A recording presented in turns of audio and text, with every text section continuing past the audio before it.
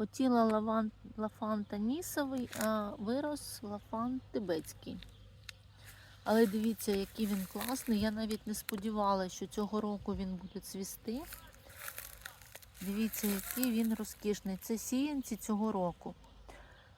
Про відмінності одного лафанту від іншого потім розповім. Зараз просто милуйтесь. Яка краса виростає за один сезон. Наступного року це будуть великі кущі, які будуть давати багато меду, багато ароматів. Взагалі це неймовірна рослина.